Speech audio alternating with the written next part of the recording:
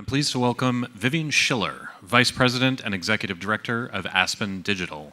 She will be joined on the panel by Rishi, Iyengar, Global Technology Reporter at Foreign Policy, Jonathan Luff, Chief of Staff at Recorded Future, and Becky Waite, Head of Global Response at OpenAI. Please welcome the panel.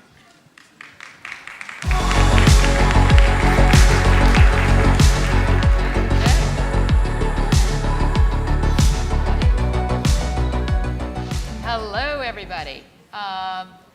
We're now going to talk about the elections. You just heard the Deputy Attorney General speak a little bit about threats to the election and threats that have been going on for a long time, particularly from adversarial nation states. And this is a form of hacking, right? It is perception hacking. It's been going on for millennia. But really, I think it's probably really only penetrated public consciousness going back to 2016 when we found, we learned what we learned about what Russia was doing and their attempts to sow chaos and influence the elections. That was 2016. Here we are, it's 2024.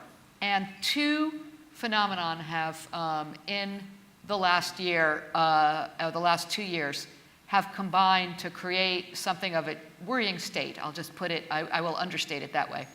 One is that 2024 has been an unprecedented year for national elections, a record year for elections. 47% of the people of the globe were eligible to vote in national elections in the last year. Many of those elections have happened. Obviously, some significant ones are still to come. At the same time, since the beginning, since late 2022, we have been part of sort of a just mania, for lack of a better word, about generative AI. And there has been a lot of hand-wringing, a lot of concerns about what happens when you take an already shaky information ecosystem, half of the globe going to elections, and add generative AI on top of it. So what we're going to talk about today is how that's going and where it's going. And we have some really great panelists to talk about that. Immediately to my right is Becky Waite, who is the head of global response at OpenAI, which of course set off that generative AI mania on November 30th, 2022, a day that shall live in infamy. Becky leads the Global Election and Rapid Response Team. We then have Jonathan Luff, who is Chief of Staff and Chief of Global Affairs at Recorded Future, soon to be a MasterCard company, where he is responsible for nation states, working with nation state partners worldwide. And finally, Rishi Iyengar, who is a reporter at Foreign Policy, covering the intersection of geopolitics and technology. In your programs, you may see there was supposed to be a fourth panelist, Fumzila Van Dam, but unfortunately, she was not able to make it. Okay, so I want to start by just talking about, again, we were all sort of very wary about this year. So I want to start by just talking a little bit about what's happened, what have we seen, or and to what extent is this the dog that didn't bark, as I've heard some people say. So Becky, you've been looking through your systems around the world. So just give us what are you seeing about global elections overall? Yeah, so I was commenting in the green room. I've started a year ago. Tomorrow it'll be a full year. And the first several months that I was in the role, spent a lot of time talking with folks in civil society, in government, policymakers around the globe to understand what they're seeing, what their concerns were heading into 2024. And there were two themes that really emerged from those conversations. The first was deepfakes, and the second was misuse or abuse of our tools and technology and of AI. And that has come to pass. Those are the concerns that we've actually seen. But I think how that has manifested is a little bit different than what we thought back in January. So on the deepfake front, we have seen some examples. Famously, in the US, we had the robocall in New Hampshire during the primaries of President Biden. We've seen images in some other markets, and I believe my panelists will talk about some of those as well. But I think there have been sort of three things around deepfakes that I've been heartened to see. One is, the media and the information ecosystem has pretty quickly identified them as deepfakes. That's not to say that they are not impactful and that they don't have sort of a impact on the way that information is trusted, but they have been identified pretty quickly. Second, we've seen some positive guardrails be put in place around the technology and what can be used to create deepfakes. Just as one example, at OpenAI, we have a guardrail in place that doesn't allow our image generation model to create images of real people. So if you ask the model, give me a photo like realistic image of a candidate, it won't comply. And we're seeing sort of guardrails pop up in many of the major models that I think are really positive go forward actions that we can take. And finally, there has been also this industry-wide and beyond industry collaborative effort around provenance. And that's sort of the research area that's looking at how to identify the origin of a piece of content, an image, audio, or a video, and can talk about that further. But I think that broad industry-wide collaboration and effort has been really positive in our ability to quickly identify stuff when it actually is generated or otherwise altered. The second category, and I'll touch on this very briefly, is the misuse category. And this we've really been focused on, as a lot of the other panels have talked about, the impact of foreign influence operations and the use of these tools by these covert operations. And at a very high level, what we've seen to date is, yes, these entities are using these tools. They are starting to explore, but the sort of key word there is they're starting. The actual ways that they're using this technology is still pretty rudimentary. They're still learning what they can do with generative AI.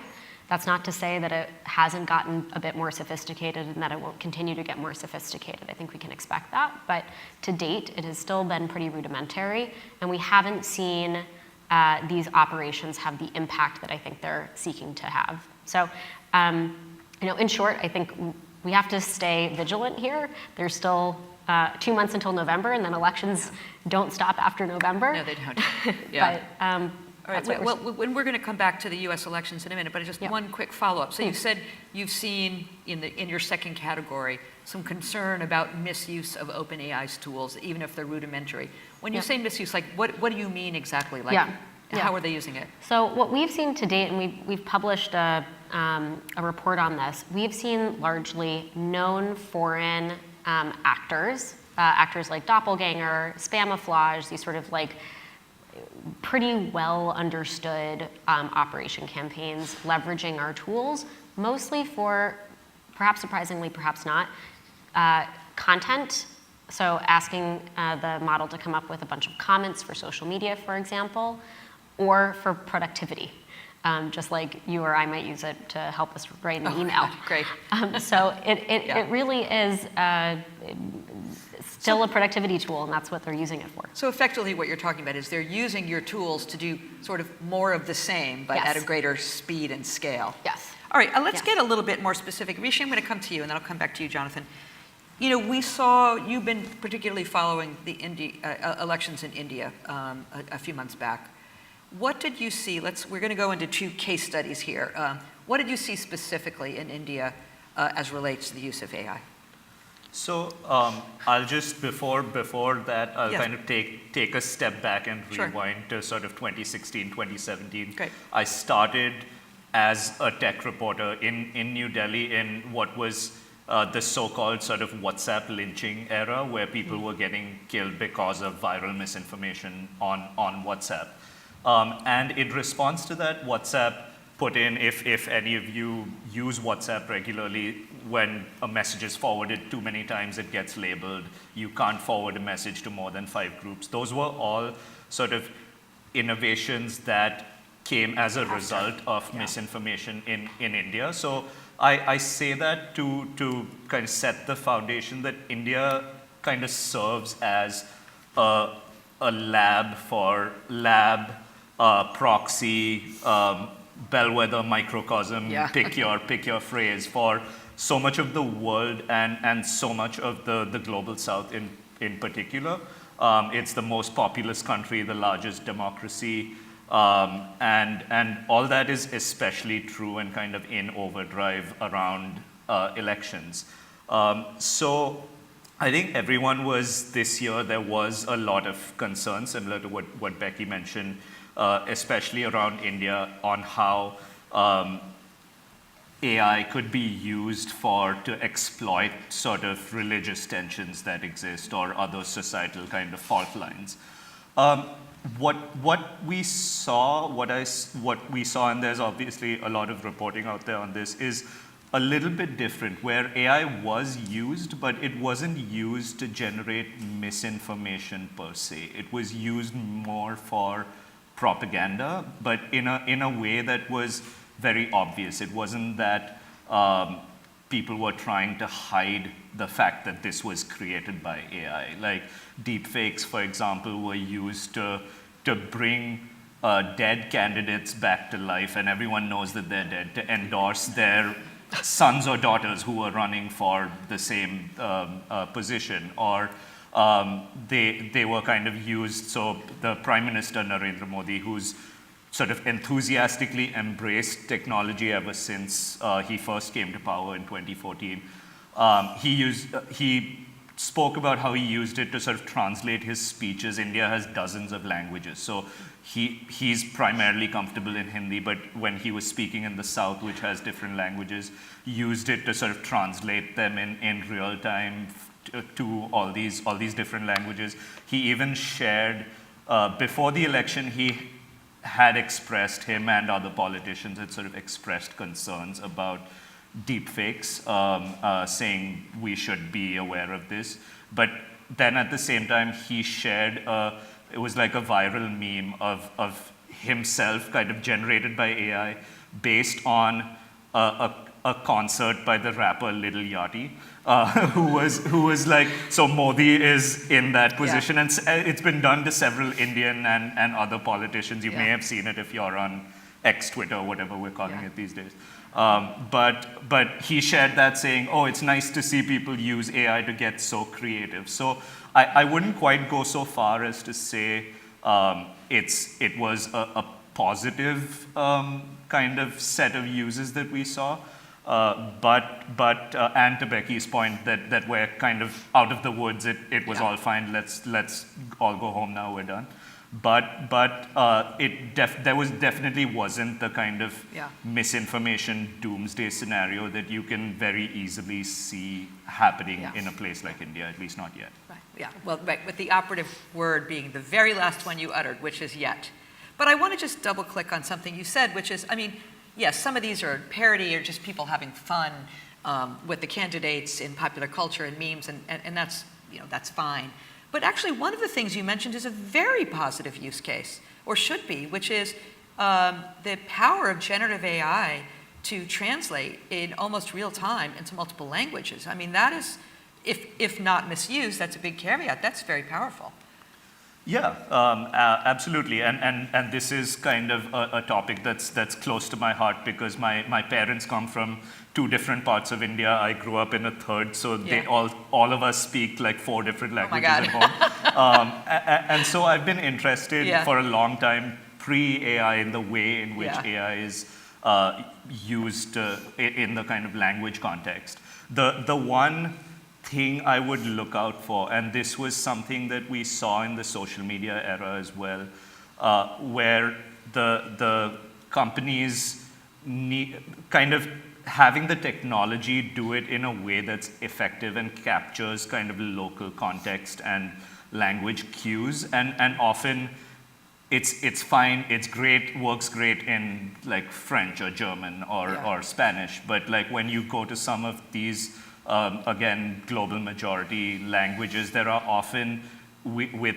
Facebook, for example, we saw a lot of blind spots. Yeah, sure. And so that obviously goes into, and I'm sure Becky can speak more to this, kind of the way in which it's trained and the languages, but that's just one caveat that I would put out there. Yeah. So Jonathan, let's talk about the UK elections, where you saw sort of an interesting phenomenon happen. I'll let you speak to it. Yeah, I'm not here to be the bearer of bad news. Yeah. It turns out it is possible to have an entirely free and fair election in the era of AI, mis and disinformation. But it's probably worth reflecting on why that is, and then looking at where we are now. So a lot feels different today to how it felt at the start of the year. And if I can, take you and the audience back to the start of the year, we'll all have attended events and been involved in conversations which were,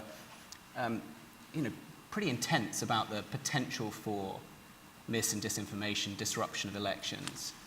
To be honest, it felt a little overblown, but nonetheless, the anxieties were real and they were discussed intensely and at length. And whether those concerns were overblown or not, I think that had a really interesting and positive effect. It focused minds. And in the UK at least, and I can speak a bit about that, I was an advisor to the security minister at the start of the year, and he was responsible for the security and integrity of the election, and saw firsthand the extent of the effort that was made to plan and prepare and train and raise awareness. And we had on the stage earlier Felicity Oswald from NCSC and other colleagues from the Five Eyes, and I think we should pay tribute to the work that Felicity, her team, and their international colleagues did to get ahead of some of these issues and to prepare for them against an eventuality that we were all concerned about. Now, and I think it was the dog that didn't bite in the UK election. It was it really did not. We did not see a great deal of mis and disinformation or the use of AI in any way that shaped or affected the election. I think Becky had a great comment when we were talking before about this, about an influence operation not necessarily being an influential operation. Right. So there may have been things taking place, but they had no impact. Yeah. But the interesting thing for me, at least, is then no longer than a week or 2 weeks later, we had a series of riots in the UK, and much of that was driven by false information being spread on social media. I should say that I asked the Recorded Future team to look at that specific set of events to see whether there was foreign influence, deliberate attempts to incite violence and exacerbate tensions, and we've seen no evidence of that. So it was just homegrown mis and disinformation. It was spreading virally. Interesting to hear Rishi and Becky talk about viral misinformation. Yeah. Been around for a long time. Yes, turns out still a thing. Yeah. Right. Yeah. All right. Well, we're obviously within 50 days of the U.S. election. What are sort of the risk lessons for the U.S. here? I mean, do we just say, no concerns whatsoever? I mean, we've heard a parade of speakers today talk about nation-state threats and foreign adversaries trying to influence our election. And even if they are not using, some spectacular deep fakes, which are probably not an effective way of using it, again, you made the point that AI is an amplifier to be able to facilitate the spread and targeting of that mis and disinformation. So you're looking at foreign operations. What are you seeing inside the United States? You talked earlier about the rest of the world. Yeah. So I mentioned earlier that we've seen sort of these well-established entities, Spamiflage, Doppelganger. And I mentioned that what we've mostly seen them do is productivity and creating content to post on social media. But I do want to double click on what Jonathan said, that these groups have been around for a very long time. They are continuing to operate, but the content that they're creating does not necessarily get distributed. Just like any of us on social media. We have some bombs, a lot of bombs. Yeah. I don't know if anyone has tried on behalf of an organization to have something get a ton of distribution and go viral. It turns out it's very hard. Yeah. And it also turns out that these entities have the same kind of problem to really get their content out into the world and distributed is hard. And they might be using AI to sort of create more content at a faster clip, but that doesn't mean that it's necessarily getting engagement. And what we've seen, both through our investigations and through our partnerships with the platforms, where there's information sharing and I think a really robust, productive discussion to try and find these operations quickly and shut them down, is that for the most part, that engagement isn't happening. Yeah. We've seen a lot of comments get no engagement, very few views, no likes, no follow-on action. And so I think one of the things that we need to be careful about when thinking about, and that's not to say that we don't continue to find these guys, that we don't continue to put resources and efforts against taking them off platforms, but I do think we need to always couch it in what's the actual impact of this operation, and so far not so much. Jonathan, you've been here, go ahead. Could I just follow up on that, because Becky mentioned doppelganger. We produce intelligence on the entities behind those campaigns, and our doppelganger and another one, copycop, very clearly copycop, Russian-affiliated actors, as Becky says, exploiting technology just like we all do to help them with their work, and pushing out credible but inauthentic material with a specific aim in mind. And those aims we should talk about. They're the aims of their affiliates, the nation states that are behind those campaigns. But Becky's absolutely right. It doesn't mean that they get any engagement. We live in an intensely competitive environment for information, and just having access to the tools does not mean that you're necessarily going to have impact with them. One other very brief thing is we talk about, in the US, we think a lot about how these operations are impacting the US election, but what we've seen far more is that these operations are actually focused on other global areas. Oh, sure, yeah. So, the vast majority of what we've seen has been focused not in the US. If I can just add one thing, because what Becky said reminded me of something around the Indian election. I was talking to some researchers who focus on WhatsApp and WhatsApp misinformation, and something one of them said stuck with me, which was that even if you use AI to make the most kind of sophisticated thing, and like 20 people see it, but you hastily Photoshop something or even just take a picture from some other conflict and put a caption on it saying this is happening in India, and that blows up. That it's more to your point about the distribution mechanisms. But the other thing I'd say is that in India, and this is I think true of a lot of other countries, Indonesia comes to mind as an example, Brazil, where a lot of people, literally like tens of millions of people, hundreds of millions of people have come online. In India's case, the mobile data explosion has been immense, but it hasn't come with the requisite sort of digital literacy. So people suddenly have this cell phone, like India leapfrogged the desktop era in many ways, and everyone has a cell phone in their hand. And there's a significant chunk of the population that will believe I saw it on my WhatsApp and that's why it must be true. And that's something, that's a kind of dangerous sort of dynamic as well. Right.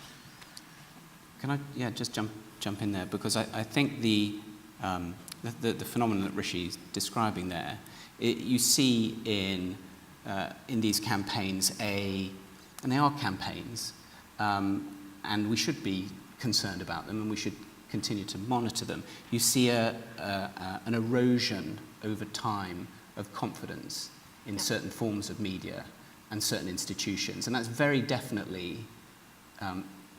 part of the incentive behind them. This is a long and strategic effort. Say more. What do you mean? Say more about that. Well, if you take the example of deepfake, Becky mentioned deepfake. Deepfake's been around for a very long time, but they've only really entered the mainstream in a sort of as quality like believable things more recently, but they're being used in quite subtle and sophisticated ways. So in the UK, you've seen the use of graffiti, false graffiti, which is then sent into newspapers as being actual graffiti. So it's not a fake of a person. It's sort of rather interesting and sophisticated, and then that gets spread via mainstream media, and and then is debunked, and then you get a sort of general kind of loss of trust in the system in general. And I think that's a very... But isn't that part of the point? It's something I wanted to talk to you about, which is there has been so much, and I blame, as a recovering journalist, I blame my dear colleagues in the news industry in a way for doing so much reporting about the potential risks around AI. A lot of it about, the big spectacular deep fakes, which, never really felt like the tremendous risk. It was the quieter, more targeted, synthetic media that I think many experts were worried about before we even went into this year. But is there not a risk that with so much coverage is basically saying, don't believe what you see, that it will continue to erode what is already record levels of trust basically in anything? How big a concern is that? So I think there's sort of a couple of things. First, we can't put it all on journalists. Thank you.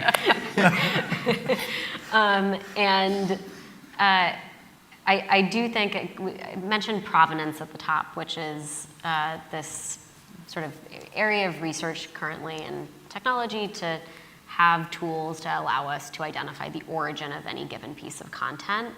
And there's a few different modalities or ways that people are working to improve upon our provenance sort of suite or set. One area that I'm particularly excited about is something called C2PA, which is sort of the standard authentication, it's like a metadata. You can think of it like a passport. It travels around with a piece of content on the internet, and you can see where it came from. And one of the reasons I'm so excited about C2PA is because it's not just led by the tech companies. It's not strictly an industry tool. We're also working with camera makers and the BBC and other journalists. And we recently have sort of this resilience fund that is working to bring more newsrooms on board with C2PA. The reason I think this is important is because ultimately the kind of content that you're seeing in the news, you do need to be able to trust. Authenticate, sure. You need to be able to authenticate, but we can only do that if that technology is sort of widely adopted and that standard is continuously improved and used by not just the tech companies, but also a broader set of folks who are online. I'll pause there. I can't remember what I was going to say there, but yeah. Can I say something about attribution? Sure. Because we heard on the Five Eyes panel earlier, I think our colleague from New Zealand talk about attribution and the success they'd had in identifying the actors behind, I think in that case, a cyber incident, but could equally apply to a mis or disinformation campaign. But I noticed that even then, she wasn't willing to say who it was, even having mentioned that it was attributed. And now, we don't have that issue, right? This is where sort of the open source community, technology companies, those of us who are working collaboratively on this, like we can call it out. Right. Like we'll say, copycat, doppelganger, that's Russia. Yeah. Empire Dragon, that's China. We can call these things out because we see it, we have the evidence for it, we can attribute malicious actions to those actors. And I think that is part of this. We need to be a little more direct in calling out malicious action where we see it. Yeah. Because we have to give people confidence that we've got this. Yeah. Like, we're good at this. We're really good at this. We are good at identifying malicious action online. These guys are the best in the world at what they do. We're the best in the world at what we do.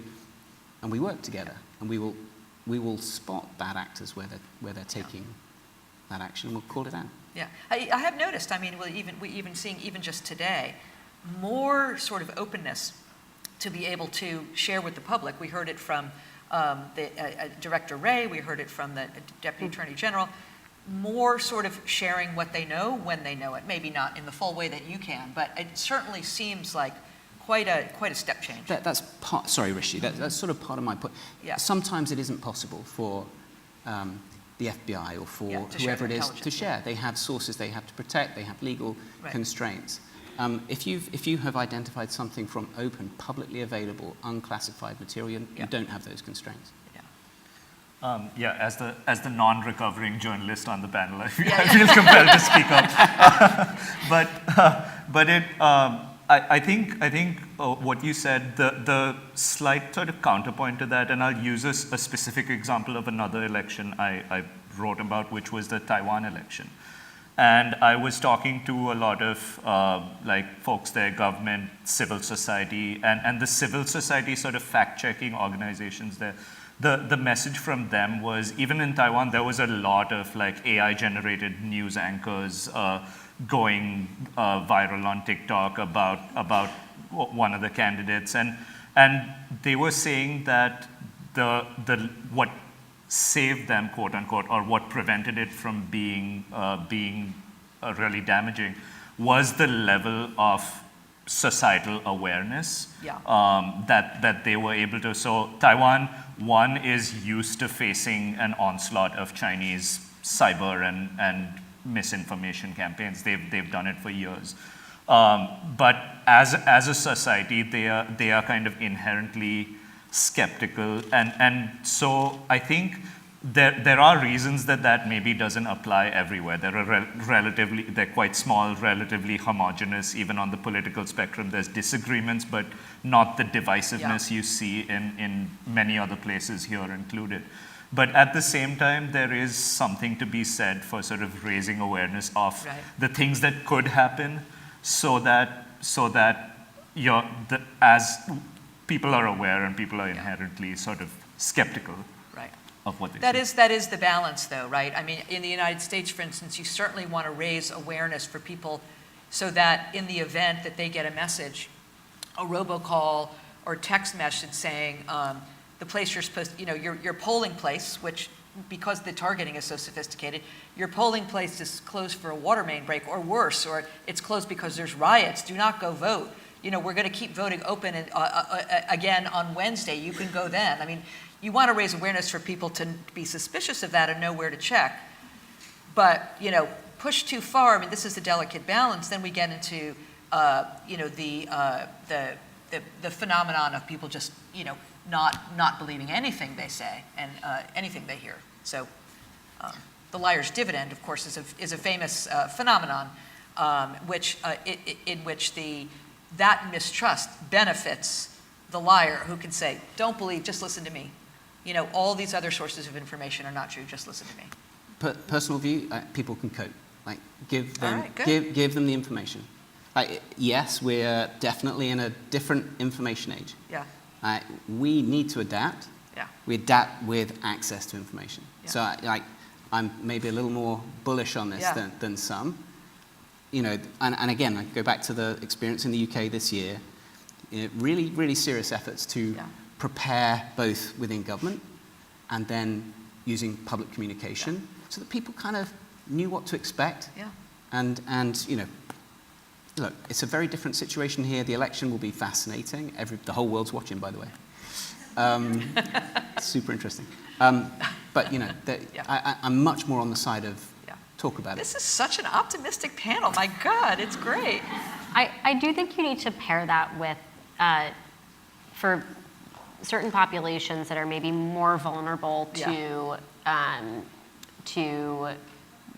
maybe believing misinformation or something that doesn't quite smell right, pairing that with digital literacy. We this year, we in partnership with Microsoft, they were here earlier today,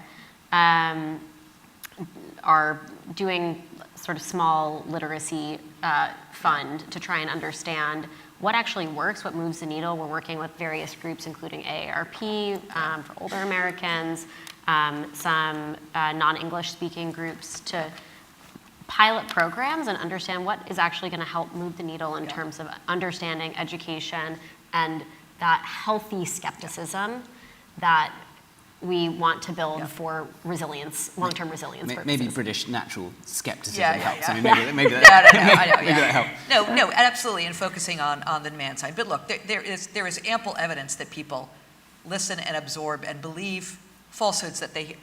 In the United States, there are plenty of people that tune in to certain networks or go to certain websites or listen to certain podcasts that we know are attracting people and maybe are not always telling the truth. We've got a couple of minutes. I have more questions, but I'd love to open it up. Just come to the mics in the front. All right. Come on, somebody's got to like dampen the buzz of this very optimistic group of people. There we go. Hello. Joey Hammers, Media Cause. We do marketing for nonprofits. So we've seen examples from, unfortunately, former presidents and like NBA executives where they've caught audio, maybe saying something they shouldn't have. Right now we're worried about people believing what is fake. Do we also have to worry about people like saying what's true is actually fake? And how do we like combat that? Maybe that was already answered. I'm sorry if it was. Who wants to take that one? I can take a first, Go for it. very briefly.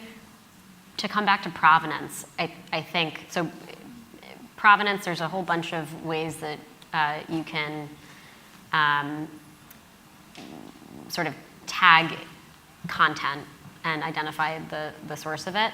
I think as generative AI companies are starting to develop and put out particularly synthetic voice models, we have not publicly released ours at this stage because we're trying to understand how to really safeguard it. But provenance tools like watermarking that allow you to identify if something has been generated very quickly and with relatively high degrees of accuracy, I think are going to be increasingly important and probably the best. These tools are not silver bullets right now, to be clear, but I think that furthering that research is one really important pillar in addressing that kind of risk. So, Yeah, just quickly, and then we'll go on to the next question. So this actually happened in India as well. There was a case of a politician claiming that audio that caught him saying something he shouldn't was, there were 2 clips, and he claimed they were both deepfakes. Yeah. And it was a journalistic organization actually that kind of checked them and then found that one was real and one was a deepfake. So it's kind of, there's no perfect answer, but Yeah. but there are sort of there are ways. And of course, the question is, how many people need to be examining how many pieces of content? I mean, you remember the global scrutiny on the Princess Catherine. Thank you. The video of her and her children. Yeah. Forgive me. I'm sorry. I'm not up with my royal titles. But you remember the photo with her and her children, and it was just like sleuths around the world trying to figure out whether the thread matched the other one. Anyway, we will move on. There was but you were here first, so I'm doing this in order of who came up first. Hi, I'm a student at Georgetown University, and a lot of the conversation around disinformation seems to be reactionary in terms of how we respond to disinformation campaigns and disinformation attacks. And I was wondering what, if any, efforts currently exist to be more innovative in the way we act proactively when dealing with disinformation attacks. I think so. It's a great question, and I think it's the right thing to ask. You know, for me, the sort of mis and disinformation is sort of the new cyber. Like it's the thing we all sort of talk about, worry about, but the opportunity is there to use these tools. And I'm not going to be that person who says, you know, AI fighting AI. Let's not go down that path. But if you can do some really creative things to compare and contrast the things that you're hearing, Yeah. and ask the system to do that evaluation for you. You were talking just then about scale and the challenge of how many people can you Yeah. have assessing. Well, it turns out like the computers are really good at that. Yeah. You know, and that's exactly how we go about doing some of the things that we do. We are comparing things at vast scale in seconds to reach a determination on provenance, to reach a determination on intent. And we can therefore, I think we can be confident that we will innovate our way to some of the solutions. So it is AI to solve AI, to a certain extent. To a certain extent. We do use our own tools to do investigations Yeah. on this stuff, and it has sped up our processes enormously. I should declare interest. We use OpenAI's tools in There you our go. platform. Okay, good. All right, I'm going to ask the remaining questioners to all ask their questions, and then we'll do in one round. So, Kate, you were next. Yep, you were. I've been tracking. You were there next, and then I'll go over here. Okay, Catherine Getao, retired public servant from Kenya. So we spent a lot of time on misinformation and disinformation, but what about conventional election technology and the manipulation? Things like voters' registers. For example, in Kenya, you can almost tell somebody's region from the surname, and there have been times far in the past where certain parts of the electoral register have been deliberately lost to exclude people from voting by region. And now with the electronic registers maybe and AI, that becomes easier. There have also been allegations of manipulation during transmission of election results, especially from remote areas. So maybe if you could talk a little bit about how AI and emerging technologies could become a threat in those areas, but also how they could be used to mitigate the threat by the positive use of that technology. That's a great question. Hold on a second. I'm so sorry. We're out of time even for the answer, so I can't take your questions. But just if I know that's a big question, but if just a very short answer from anyone. Yes. It's a great question and demands a much more in-depth answer than I'm going to be able to provide. But I think on sort of the very traditional cybersecurity front, evaluations to date, my understanding is sort of like where the frontier models are. We haven't seen capabilities that to date are sort of above and beyond allow for these cybersecurity, sort of breaking into, hacking into any kind of traditional election security stuff. So it's something that we need to have really good evaluations around to understand how robust both the mitigations are and how advanced the technology is for this as it continues to develop. And I'd just say that there are fallback systems. You need to have as much it's process as it is technology. Paper ballots. Okay, thank you. Thank you so much to our panelists, and appreciate your attention. Thank you.